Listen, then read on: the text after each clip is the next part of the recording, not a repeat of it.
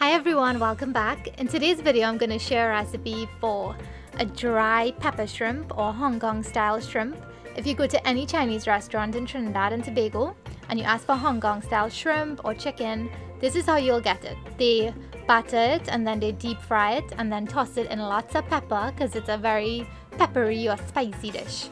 So they put peppers, garlic, onion, and sometimes they put carrots and sweet peppers.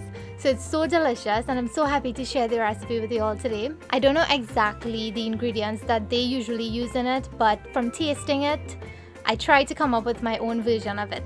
The only thing that's missing is the Chinese seasoning, and I guess that's what gives it that edge and it tastes so delicious. But my husband, he's not a fan of Vetsin and MSG. So I made my own homemade version so that he can enjoy it too. So I know since it's Lent, a lot of you are asking for seafood recipes. So I hope you enjoy this one. I posted a picture on Instagram yesterday and a lot of people asked me for the recipe. So I tried to do it as quickly as possible. So I hope you enjoy it. Keep watching to see how I make the Hong Kong style shrimp.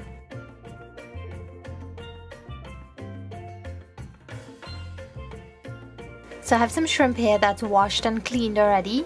They're also deveined and shelled.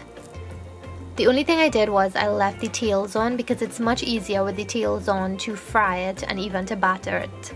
So sometimes some people might want to have the shrimp like this.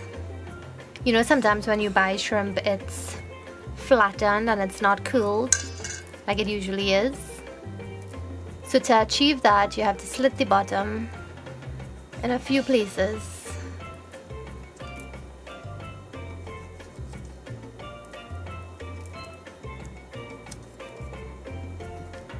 And it helps it to flatten like this. What you can do also is you pick up the shrimp and you'll feel some tension underneath. So you just hold that and you kind of break it a little bit. You'll feel it pop. See? I'm gonna do a few that way and I'll leave some like this. And then you'll see how it turns out. Some people like doing it this way just because it looks better. And it also gives you more surface area. So when you dip it into the batter, it gets more batter onto the shrimp. To season, I'm adding some salt and green seasoning. And all the exact measurements and the components of the seasoning will be in the description box below. So you want to mix it well and set it aside. You can set it in the fridge for about 30 minutes while you prep the other ingredients.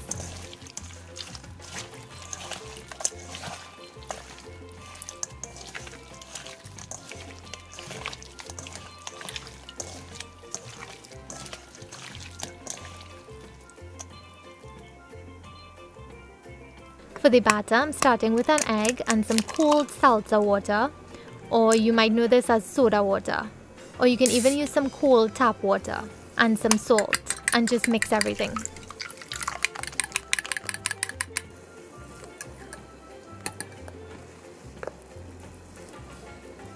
Sift some flour and some cornstarch and mix it until it comes together, but you don't want to over mix it because you don't want the gluten to develop.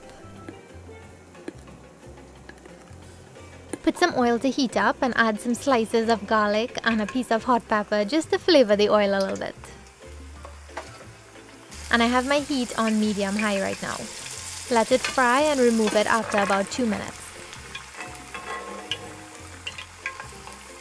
So I'm going to fry the shrimp 3 different ways so you'll see how they look and you'll know which way you want to try.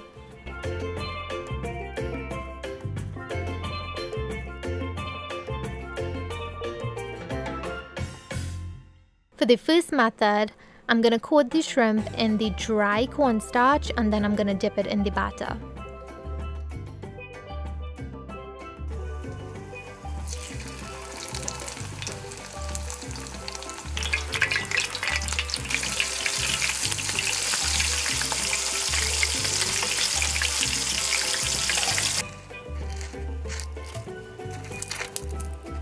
The second method will be just dry cornstarch alone.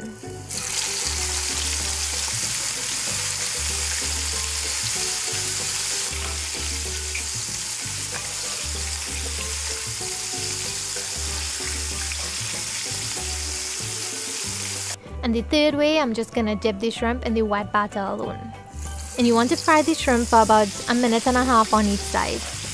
And place them on some paper towels to drain.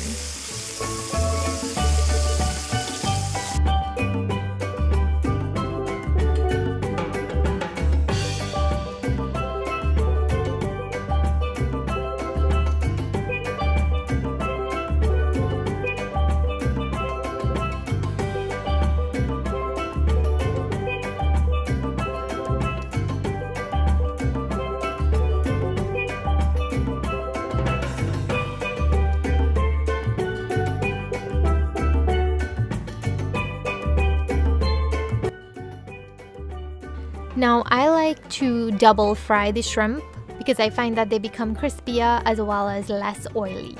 So it's up to you if you want to do this step. If you want to, just place them back into the hot oil for about 1 minute.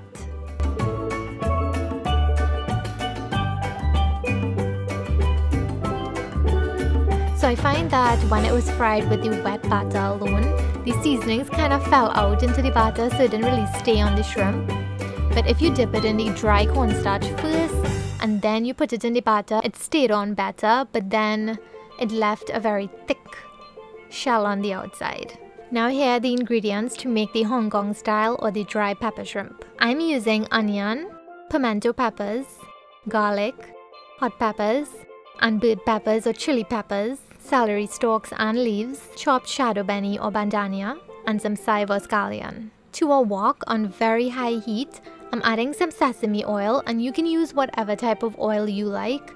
So you can use some coconut oil, avocado oil, olive oil, but just remember that the oil that you use is gonna flavor the shrimp. So I like the flavor of the sesame oil. If you use coconut oil, it's gonna give it a very coconutty flavor. Add the onions, the garlic, pepper, and the celery and saute that for about 2 minutes.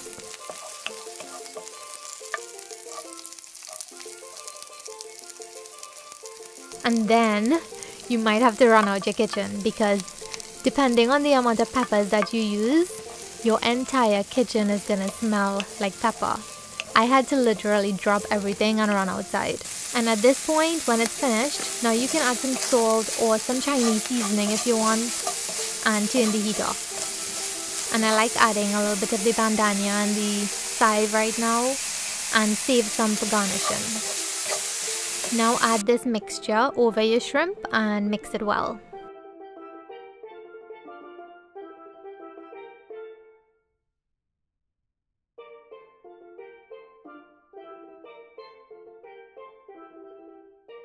And your Hong Kong shrimp is ready to eat.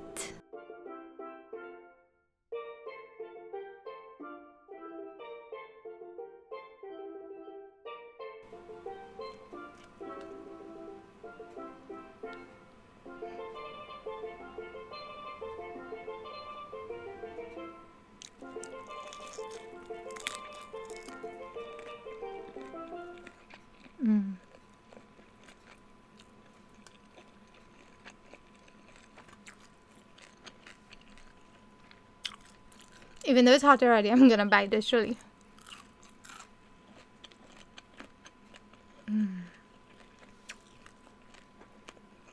This is so delicious, and when you make it at home, you know exactly what it has in it. So use this video as a guide to help you out.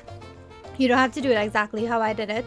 You can add different vegetables. You can even add sweet peppers, carrots, some broccoli, some Christophine. You don't have to fry shrimp. You can fry some chicken. You can do vegetables. I love doing broccoli like this. It's so delicious. So I hope you all try it out. Have fun in the kitchen and be sure to let me know what you think about the recipe.